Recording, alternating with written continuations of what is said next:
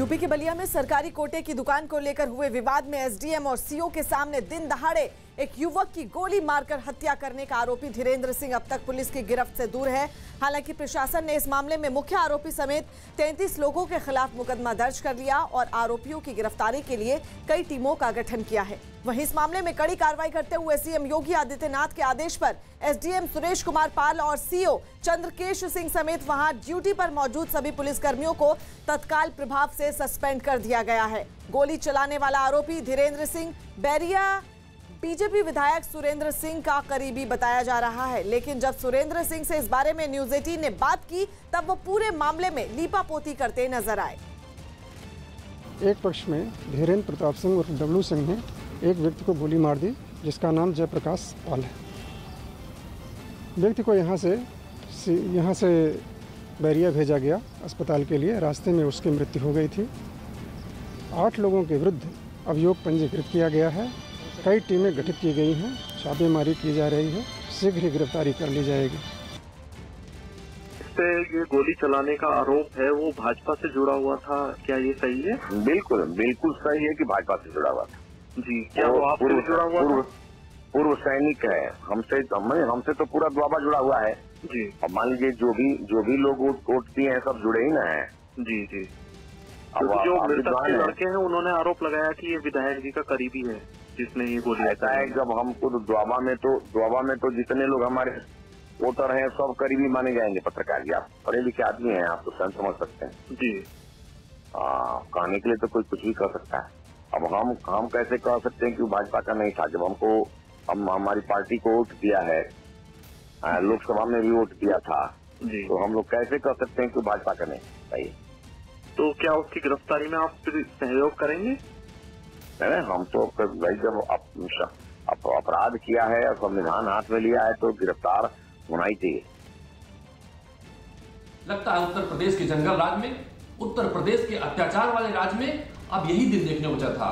जिस तरह से एसडीएम डीएसपी के सामने भारतीय जनता पार्टी समर्थित गुंडे एक आदमी को सरेआम गोली मारते हैं, लगता नहीं उत्तर प्रदेश की सरकार को नैतिकता के आधार पर बने रहने को अधिकार बचा है। महामहिम राज्यपाल से मांग करूंगा उत्तर प्रदेश की सरकार को बर्खास्त कर दें। उत्तर प्रदेश के बलिया में एसडीएम और पुलिस के बड़े अधिकारियों की मौजूदगी में हुई ताबड़तोड़ फायरिंग में एक आदमी की मौत हो गई, जिसके बाद सीएम योगी आदित्यनाथ ने मौके पर मौजूद अधिकारियों और पुलिस वालों को सस्पेंड कर दिया। यह हंगामा उस वक्त हुआ जब सरकारी कोटे की राशन दुकानों के आवंटन की बैठक में 2 गुट आमने सामने आ गए, जिसके बाद इस टकराव ने हिंसक रूप ले लिया। ताबड़तोड़ गोलियां चलने से पूरा इलाका दहल उठा। बैठक में आए लोग जान बचाने के लिए इधर उधर भागने लगे। इस घटना ने वहां दहशत पैदा कर दी।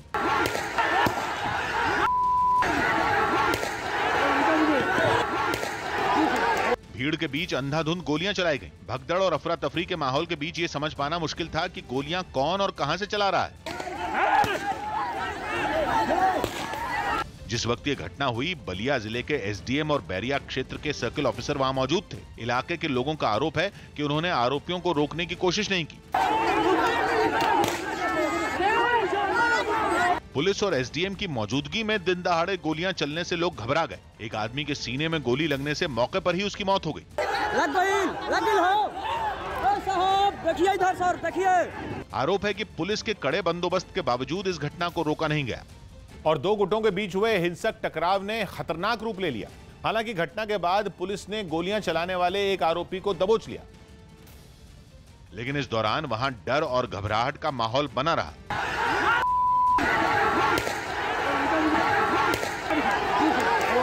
दावा है कि घटना में टेंट के नीचे बैठे इलाके के लोगों को भी निशाना बनाने की कोशिश की गई। घटना से नाराज लोगों ने पुलिस और एसडीएम की गाड़ियों के घेराव की भी कोशिश की। फायरिंग में जिस आदमी की मौत हुई, उसके रिश्तेदारों ने आरोपियों के तार इलाके के बीजेपी विधायक से जुड़े होने का भी आरोप लगाया। गोली मारने वाला कौन व्यक्ति है? धीरेन्द्र प्रताप उर्फ डब्लू सिंह। क्या ये किस परिवार से ताल्लुकात रखते हैं? सुरेंद्र सिंह से, विधायक। इस मामले में सीएम योगी आदित्यनाथ ने कड़ी कार्रवाई के निर्देश दिए। साथ ही घटना के वक्त मौजूद एसडीएम और बैरिया क्षेत्र के सर्किल ऑफिसर समेत कई पुलिस कर्मियों को निलंबित कर दिया गया। मध्य प्रदेश के विदिशा में राजस्व विभाग की टीम पर कुछ लोगों ने हमला कर दिया। राजस्व विभाग की ये टीम इलाके से अवैध कब्जा हटाने पहुंची थी, लेकिन हाथों में डंडे लेकर पहुंचे कुछ लोगों ने इन्हें घेर लिया। डंडा लेके इससे पहले कि राजस्व विभाग की टीम में शामिल लोग कुछ समझते, वहां पहुंचे लोगों ने उन्हें पीटना शुरू कर दिया। हैरान करने वाली बात ये रही कि इस मारपीट में कुछ महिलाएं भी शामिल नजर आईं और वो भी इन अधिकारियों के साथ मारपीट करती हुई दिखाई दी। मारपीट से नाराज पटवारी ने पुलिस से सख्त कार्रवाई की मांग की और ऐसा नहीं होने पर हड़ताल पर जाने की चेतावनी भी दे दी। पटवारी संघ के सभी लोग बोल रहे हैं कि आप उनके ऊपर FIR कराइए, अगर FIR नहीं होती तो हम हड़ताल पे चले जाएंगे। हालांकि पुलिस अधिकारियों ने शिकायत पर सख्त कार्रवाई का भरोसा दिया। दिल्ली के धौला कुआं में चालान से बचने के लिए 2 कार सवार लड़के एक पुलिस वाले को गाड़ी के बोनट पर 500 मीटर तक घसीटते हुए आगे ले गए। ये घटना एक दिन पहले हुई जब ट्रैफिक नियमों का उल्लंघन करने पर पुलिस की तरफ से आरोपियों की गाड़ी रुकवाई गई। इस घटना का एक CCTV वीडियो भी सामने आया, जिसमें महिपाल नाम का एक ट्रैफिक पुलिसकर्मी गाड़ी के आगे खड़ा दिखा। दूसरे पुलिस वाले भी गाड़ी के आसपास खड़े नजर आए। कार चला रहे लड़के से ड्राइविंग लाइसेंस दिखाने के लिए कहा गया तो उसने गाड़ी दौड़ा दी। वो गाड़ी के सामने खड़े पुलिस वाले को घसीटते हुए आगे निकल गया। ये देख पुलिस वाला भी गाड़ी के बोनट पर चढ़ गया और किसी तरह उसने अपनी जान बचाने की कोशिश की। आरोपी उसे 500 मीटर तक सड़क पर इसी तरह घसीटते रहे। यही नहीं, उन्होंने तेज ब्रेक लगाकर गाड़ी के बोनट पर चढ़े पुलिस वाले को गिराने की भी कोशिश की। थोड़ी दूर जाने के बाद उन्होंने पुलिस वाले को नीचे भी गिरा दिया। हालांकि इस बार भी उसने किसी तरह अपनी जान बचाई और वो पीछे से आ रही गाड़ियों और मोटरसाइकिलों के सामने आने से पहले ही खड़ा हो गया। इसके बाद आरोपी वहां से रफूचक्कर हो गए। हालांकि कुछ दूर जाने के बाद पुलिस ने गाड़ी में बैठे दोनों आरोपियों को गिरफ्तार कर लिया। एक दिन पहले हुई इस घटना का CCTV वीडियो सोशल मीडिया पर वायरल हो गया। उत्तर प्रदेश के बदायूं में कांस्टेबल को उसके पति ने बीच सड़क पर पीट दिया। सड़क से गुजर रहे लोगों ने मारपीट का ये वीडियो मोबाइल पर रिकॉर्ड कर लिया, जिसमें सड़क किनारे एक आदमी महिला कांस्टेबल को पीटता हुआ दिखाई दिया। महिला के चिल्लाने की आवाज सुन सड़क से गुजर रहे लोग वहां पहुंच गए, जिससे महिला का पति और नाराज हो गया।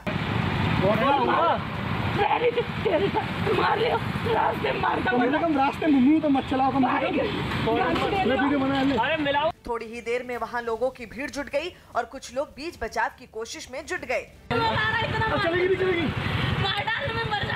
लोगों ने महिला की पिटाई का विरोध भी किया, लेकिन कांस्टेबल के पति का गुस्सा कम नहीं हुआ।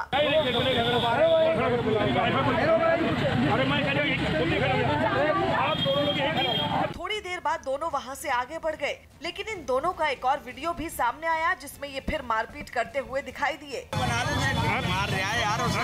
काफी देर तक चली मारपीट के बाद महिला ने पुलिस को शिकायत दी, जिस पर महिला के पति के खिलाफ केस दर्ज कर लिया गया।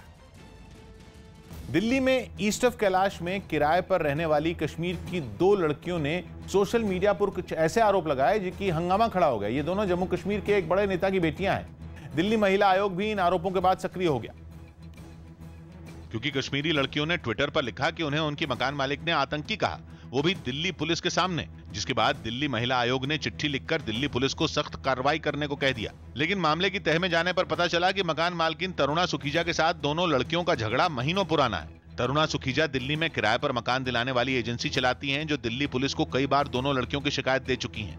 उनके मुताबिक झगड़ा लड़कियों के कश्मीरी होने का नहीं, बल्कि किराया न देने पर हुआ। मेरे हिसाब से आज की डेट में इनके 4.5 लाख रुपए बनते हैं। मुझे पैसों से भी कोई दिक्कत नहीं है।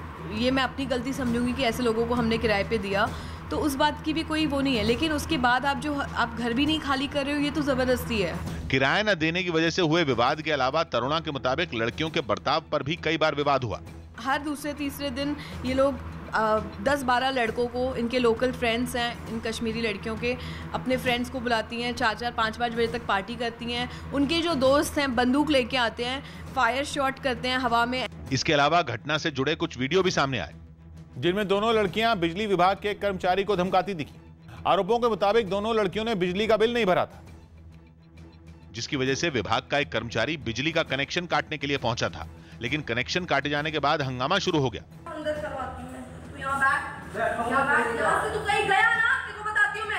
वीडियो में एक लड़की बिजली विभाग के कर्मचारी को थप्पड़ मारती भी दिखी।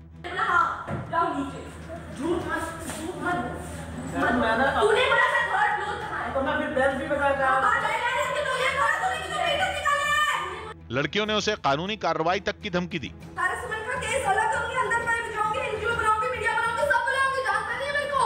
हालांकि लड़कियों की शिकायत पर दिल्ली पुलिस ने केस दर्ज कर जांच शुरू कर दी है। कश्मीरी लड़कियों ने कहा कि उनकी मकान मालिक ने दिल्ली पुलिस के सामने ही उन्हें आतंकी कहा है। We're just standing aside, we were just looking at our luggage, and then she started calling us terrorists in front of a police constable. She said that these were her exact words, you guys are terrorists, तुम लोग आतंक फैलाने आए हो या आतंकवादी। Europe के देश ग्रीस में स्वास्थ्य और शिक्षा के लिए काम कर रहे लोगों ने प्रदर्शन किया। इन लोगों ने वेतन बढ़ाने के साथ ही कर्मचारियों की संख्या बढ़ाने की भी मांग करते हुए 24 घंटों के लिए हड़ताल का ऐलान कर दिया और एथेंस की सड़कों पर उतरकर अपना गुस्सा जाहिर किया। सरकार से नाराज ये लोग हजारों की संख्या में सड़कों पर निकल पड़े। हाथों में झंडे और बैनर लिए लोगों ने जमकर नारेबाजी भी की। इन लोगों ने इस प्रदर्शन के जरिए स्वास्थ्य सेवाओं को मजबूत करने की मांग भी की।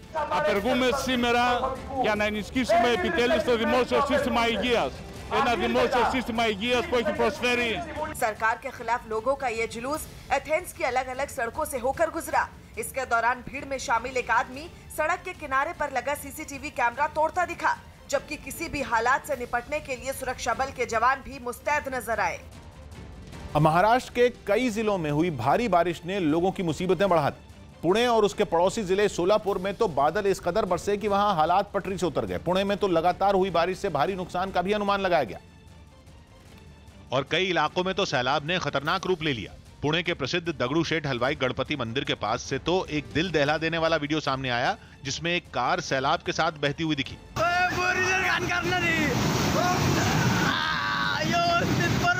पानी का बहाव इतना तेज था कि उसने गाड़ी को चंद सेकंड में कई बार पलट दिया। इस मंजर ने लोगों को खौफ से भर दिया।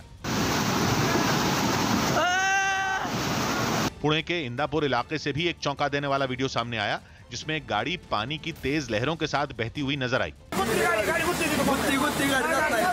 इंदापुर के निमकी गांव में सैकड़ों मकान बाढ़ के पानी से घिरे नजर आए। इसके अलावा पुणे के पाटिल अस्पताल में भी पानी भरने से मरीजों और स्वास्थ्य कर्मियों की मुश्किलें बढ़ गईं। जिसके बाद आनंद फानंद में मरीजों को दूसरी जगह शिफ्ट किया गया।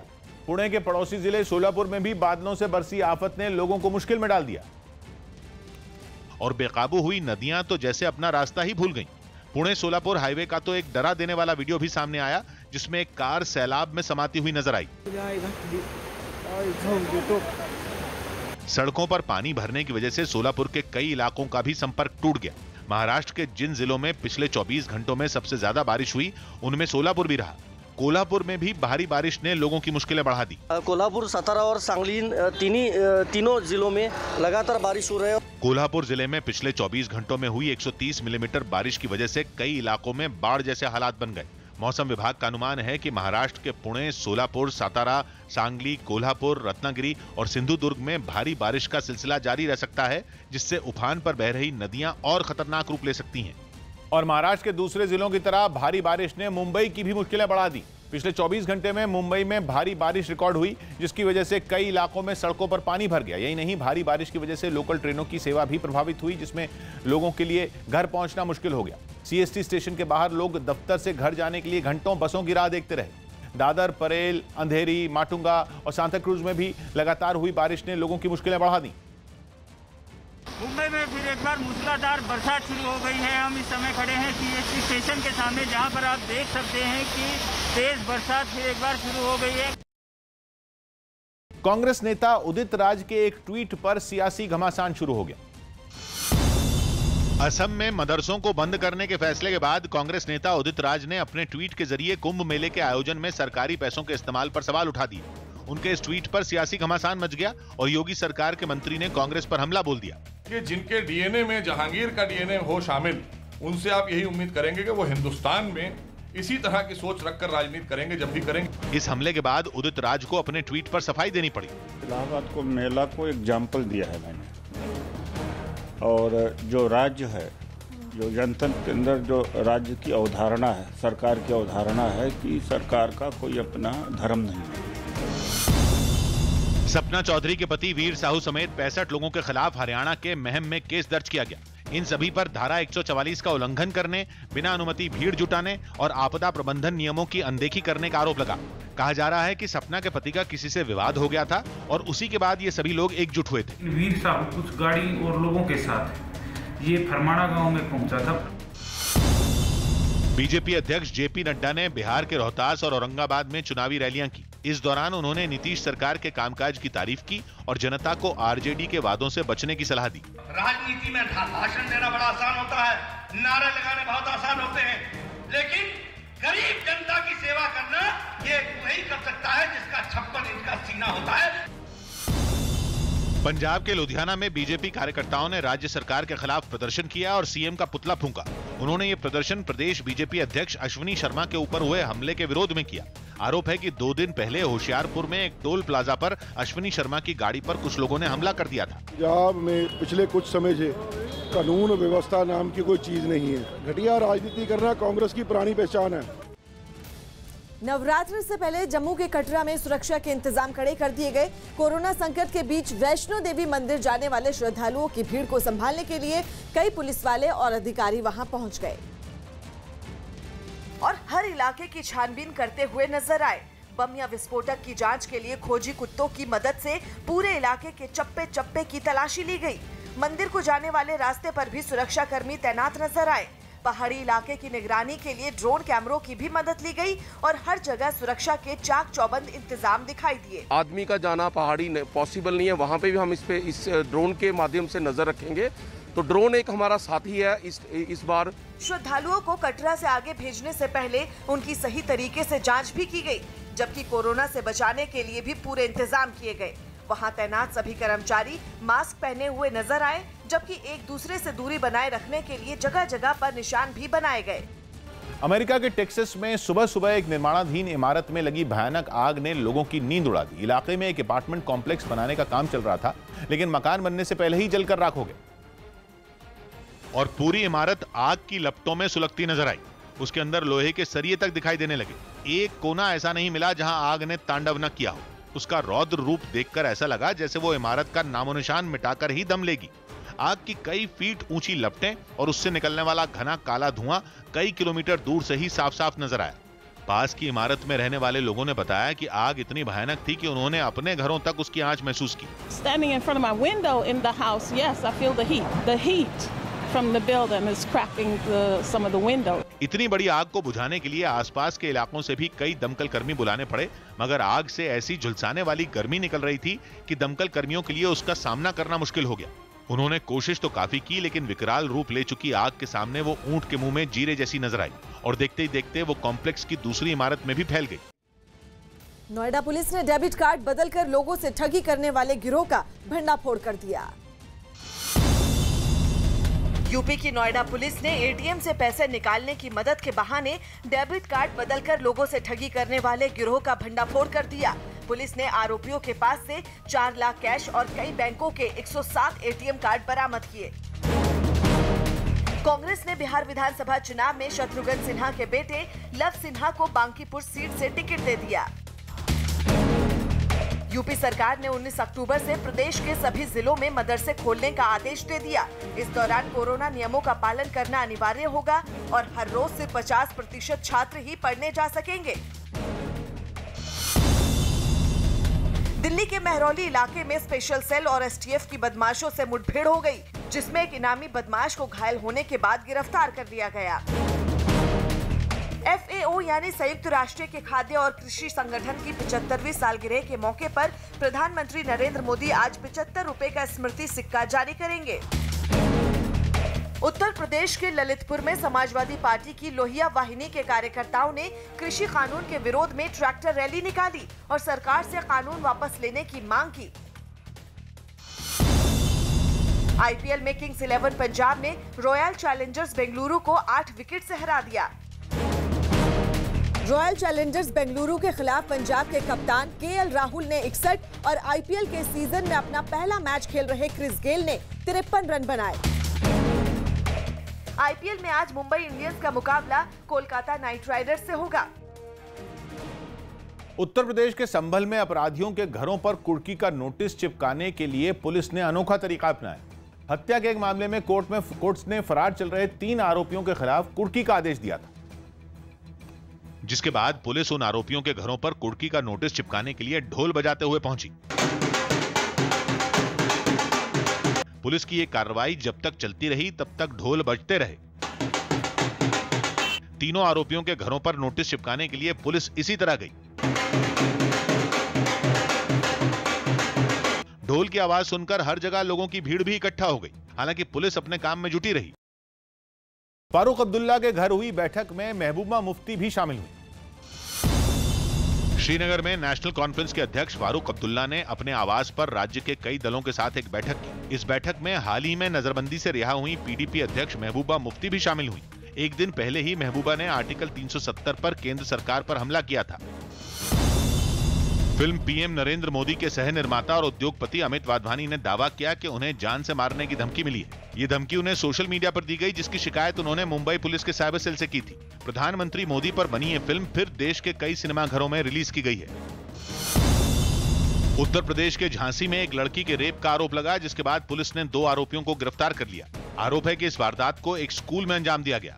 उसने एक लड़की को हिला फुसला के वहाँ पर लेके गया और वहाँ उसने उसके साथ रेप किया, जिसमें एक व्यक्ति अन्य भी उसके साथ था।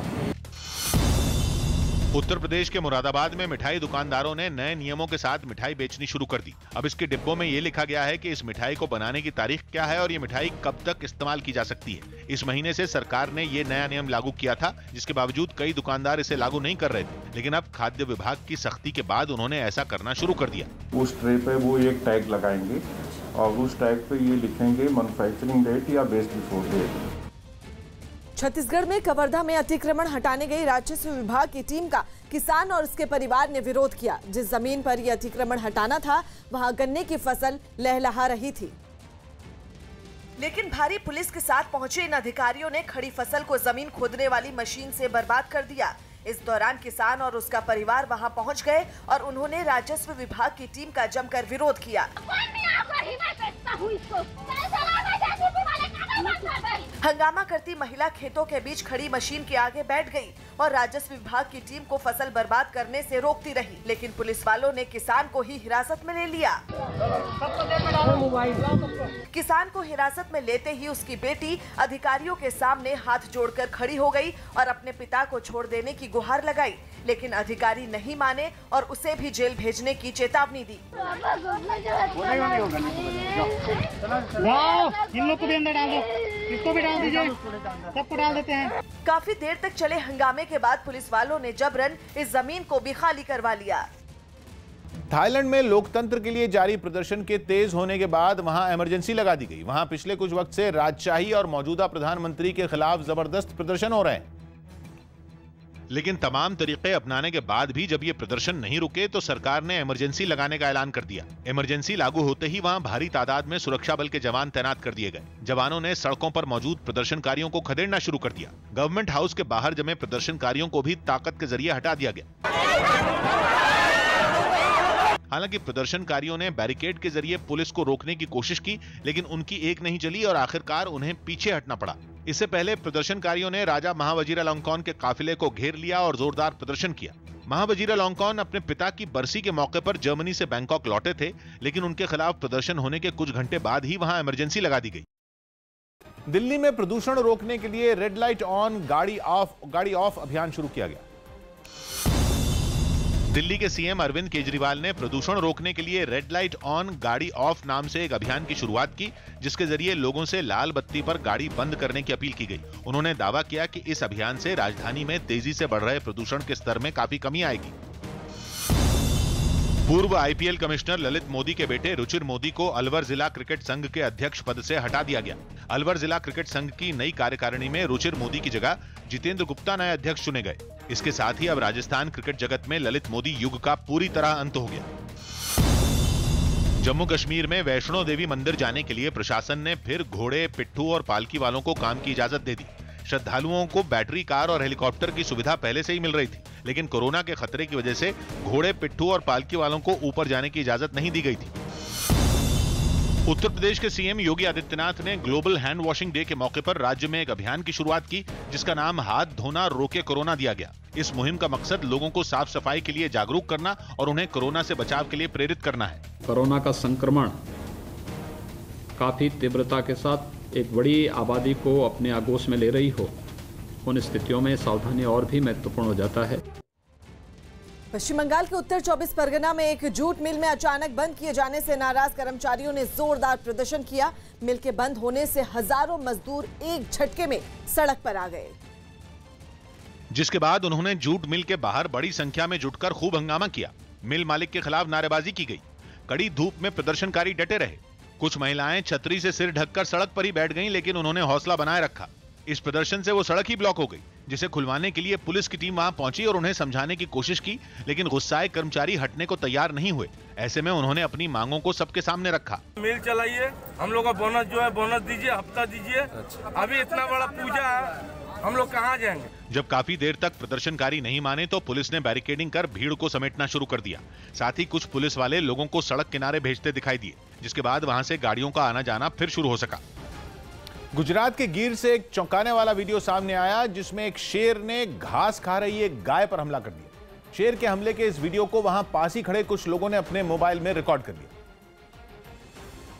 जिसमें जंगल के बीच में रास्ते की एक ओर से दौड़ता हुआ एक शेर आया और वहां घास खा रही गाय पर झपट पड़ा। गाय को शेर के आने का पता तब चला जब शेर पीछे से हमला करते हुए उसकी गर्दन तक पहुंच गया और गाय की गर्दन को जबड़े में दबोचकर उसे गिराने की कोशिश करने लगा। गाय काफी देर तक शेर के जबड़े से खुद को छुड़ाने की कोशिश करती रही, लेकिन कामयाब नहीं हो पाई। हालांकि इस घटना में सबसे ज्यादा हैरानी की बात यह रही कि जिस वक्त वो शेर गाय का शिकार कर रहा था, तब पास ही खड़े लोग अपना वीडियो बना रहे थे और फोटो खिंचवा रहे थे। इस घटना का वीडियो वायरल होने के बाद जूनागढ़ प्रशासन ने वीडियो में दिख रहे लोगों की पहचान के लिए लोगों से अपील की। बेंगलुरु ड्रग्स केस में विवेक ओबरॉय के घर पर तलाशी ली गई। बेंगलुरु ड्रग्स केस के मामले में क्राइम ब्रांच ने मुंबई में विवेक ओबरॉय के घर पर तलाशी ली, क्योंकि क्राइम ब्रांच को वहां इस केस में आरोपी और विवेक के साले आदित्य अल्वा के छिपे होने का शक था। दावा है कि पिछले दिनों बेंगलुरु में इस ड्रग्स केस में कई नामी हस्तियों के नाम सामने आए थे, जिसके बाद गिरफ्तार आरोपी ने ही आदित्य अल्वा का नाम बताया था। दिल्ली के इंदिरा गांधी अंतर्राष्ट्रीय एयरपोर्ट पर अफगानिस्तान के 2 नागरिकों को 10 करोड़ की हेरोइन के साथ गिरफ्तार किया गया। इन दोनों को कस्टम्स विभाग ने जांच के दौरान पकड़ा। दावा किया गया कि उस समय इनके पास करीब 5 किलो हेरोइन थी, जिसे जैकेट में छिपाकर लाया गया था। ये लोग अफगानिस्तान की राजधानी काबुल से दिल्ली पहुंचे थे। जम्मू कश्मीर में फिर पाकिस्तान की ओर से सीज फायर का उल्लंघन किया गया। पाकिस्तान की तरफ से राजौरी में गोलाबारी हुई, जिसके बाद भारतीय सेना की ओर से भी जवाबी कार्रवाई की गई और पाकिस्तान को मुंह तोड़ जवाब दिया गया। इस दौरान भारतीय सेना का एक जवान घायल हो गया, जिसे अस्पताल में भर्ती करवा दिया गया। मध्य प्रदेश के बुरहानपुर में पुलिस ने उपचुनाव के नामांकन में कोरोना नियम तोड़ने पर केस दर्ज कर लिया। आरोप है कि 2 दिन पहले बीजेपी और कांग्रेस दोनों ही पार्टियों के उम्मीदवारों के नामांकन के दौरान रैलियां निकाली गई थीं, जिनमें 100 लोगों को शर्तों के साथ शामिल होने की इजाजत दी गई थी, लेकिन भीड़ उससे कहीं ज्यादा जुटी।